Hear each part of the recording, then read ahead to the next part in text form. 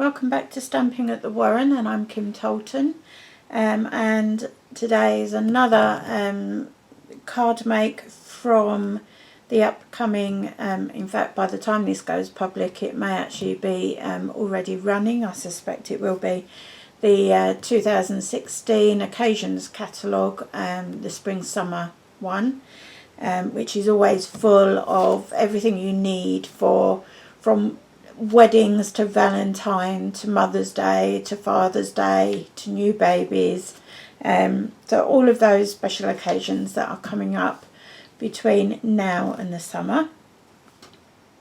I know it feels a bit weird thinking about summer, particularly as we've had a very mild winter and we're now starting to tip into unpleasant weather, and obviously thoughts are with those people that have just lost everything from their homes in the recent storms and floods. But anyway,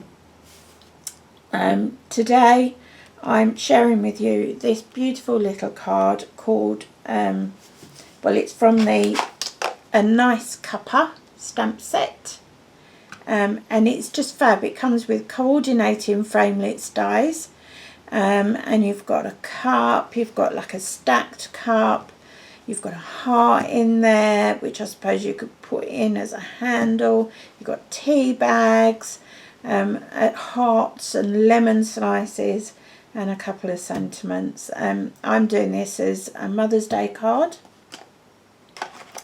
So, to start us and get cracking, you want to begin by making your card base. So this is made using thicker Whisper White cardstock, and it measures, you want to trim your cardstock to 20 centimetres by 10 centimetres, and then just using the scoring blade on your stamping trimmer or your scoring tool and just score across that middle at 10 centimetres. You then want to fold so that the ridged part is inside the card, and then use your bone folder to just burnish that fold, make it nice and crisp, and then pop that to one side for a moment. And then next, it's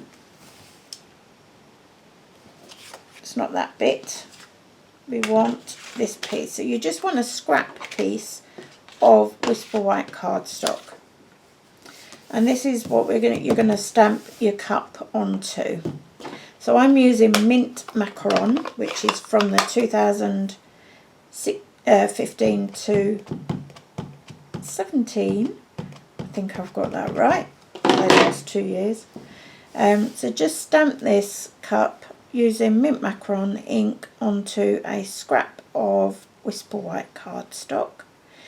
Don't overpress with photopolymer stamps, as the stamp can distort. I'm just holding this onto the paper just so that all of the ink transfers from the stamp and soaks into the cardstock there, because what you sometimes find with photopolymer is that you don't get complete images when you first start using them. They do take time to season.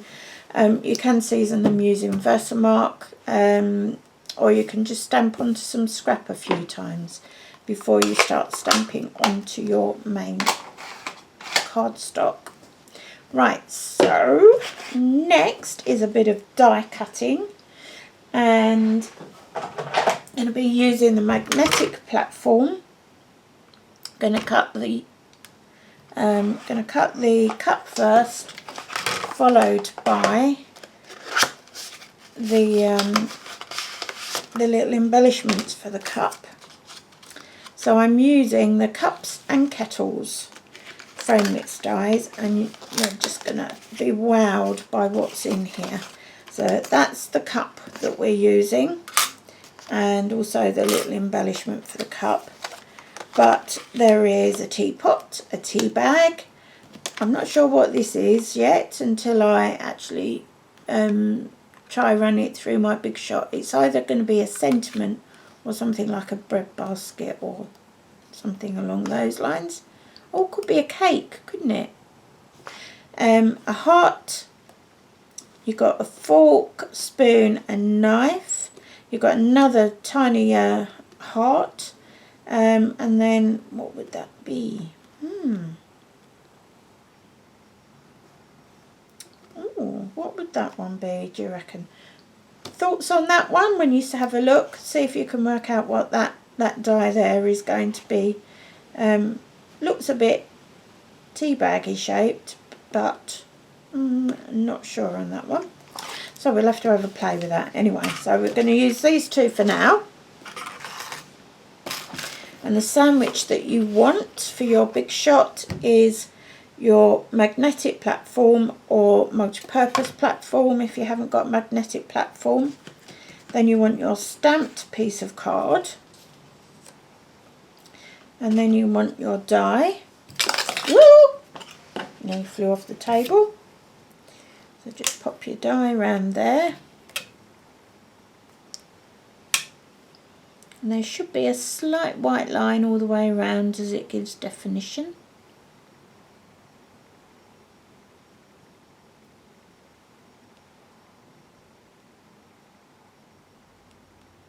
There you go.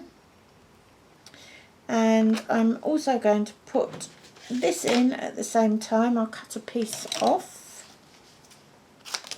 So this is like a little embellishment that will be on the cup, and you'll see. So I'm just going to run them through the big shot at the same time. And then you want your second cutting plate on top of there. Put my big shot into view.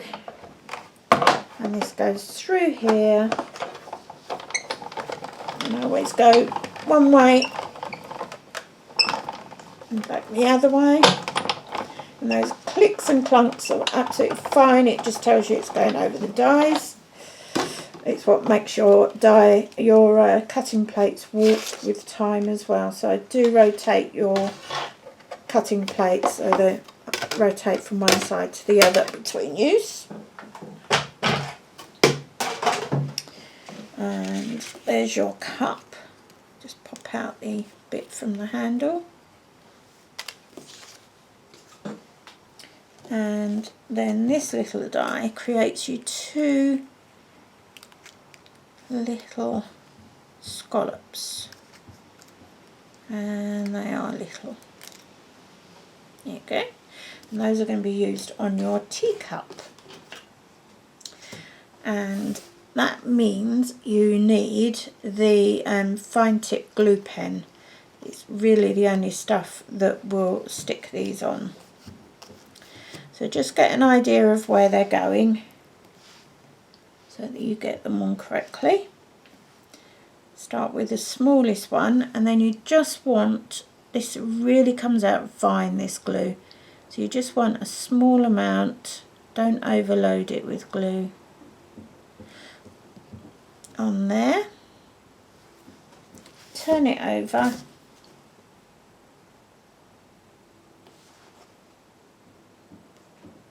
On it goes, and then I press on the heel of my hand. I find that sticks it down better. And then you repeat that with your second piece.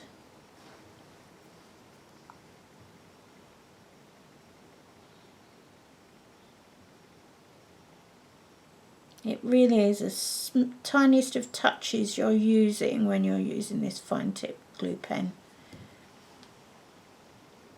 And then that one goes above it.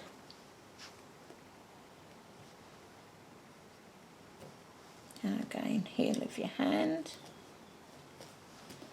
And there's your embellished little cup. And to put it on, I don't know if you can see there, but I put the female connector.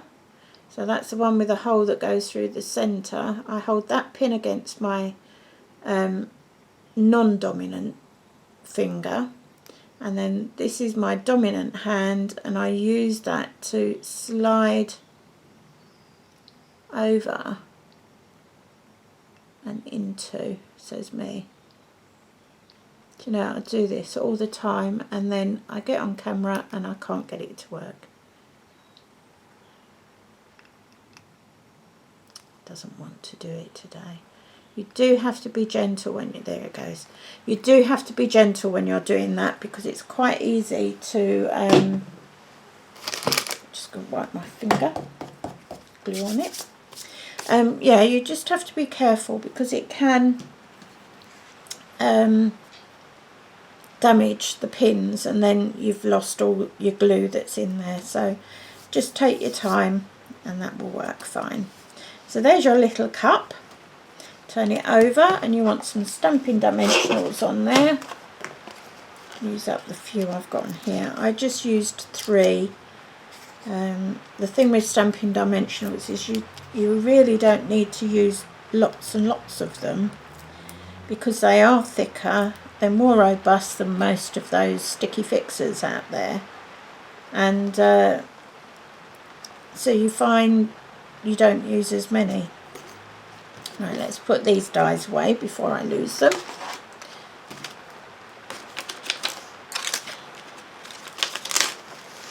We've got stacks of time in which I can do you plenty of examples using all of the, well, not all, I haven't ordered in absolutely everything, but not far off of it from the new catalogue. It's a really good one this year. Right, so just get an idea of where your cup is going to sit so that you can stamp your sentiment. And I'm using Tip Top Taupe, which comes from the Same in Colour collection that I use with the mint macarons. We're keeping it very coordinated today. And just line it up and then slip away the little cup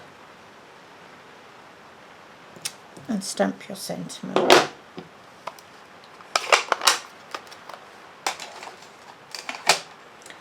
And take off the backing of your Stampin' Dimensionals.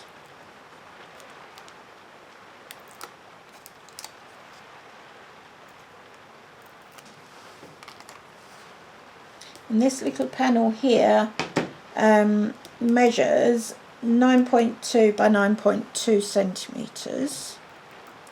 And then you can pop your little cup on at a jaunty little angle. And then some baker's twine, thicker baker's twine. It's not as fine as the standard baker's twine. It's not as thick as thick baker's twine. And I just think that the colours really work with this mint macaron. So you just want to wrap this around a couple of times. And tie a knot and a bow.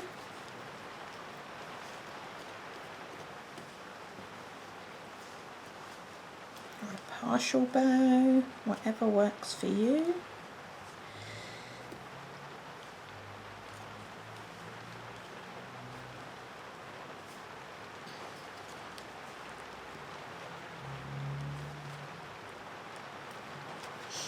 There you go, snip off the ends. I do like to leave fairly long ends, and then just move that along.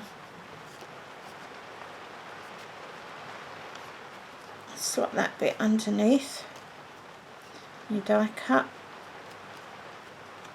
There you have. And then this is being mapped onto a piece of Tip Top Taupe, again keeping it very, very coordinated here.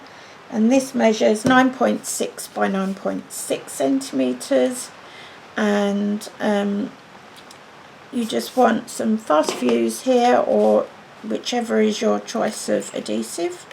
I like fast fuse because it holds firm and tight, and it's archival. Just mount that onto card, and then some Stampin' Dimensionals on the back here. Now I've used up all the Stampin' Dimensionals on here. Do not throw these bits away, because you can use these for sentiment labels and that sort of thing. So So you just want 4 of these on the back. That's all you need. When I used to use a very well-known brand of sticky fixers, you used to have to seem to use hundreds of the things to get your card to stick down. Don't need to with this. The adhesive's so strong, and they're just that little bit thicker. They're 2mm, I think, and super to use. Now I used mine so that the opening is at the bottom. I just think they stand up nicer that way, and then mount that onto the front of your card. There you go, and there's your little card. And I'm sure if you have grandchildren or children, you know, they'd love to make something like that for you. So really easy for children to get. It's amazing how quickly they cotton on to die cutting and stamping. My grandchildren never cease to amaze me with how well they do with their paper crafting, given that especially Alea's only 4 years old, so you know, she's a little star. The children will cotton on quickly. And that's it for today. The full tutorial will go live on my blog at the same time as the video is published, and there'll be a full typed up tutorial on there, and you can visit that at www.stampingatthewarren.blogspot.co.uk. In the show more information below this video, you will be able to find all my social media accounts. Just follow me, as is your choice. I do love to get comments from people, so feel free to comment. If you need a hand with anything, if there's any inquiries or anything at all to do with Papercraft, just drop me a line. If you don't want it public, then just drop me a line at my Google Mail account, so kim.tolton@googlemail.com, and you can get through to me that way. And that's it for today, so ta-ta for now.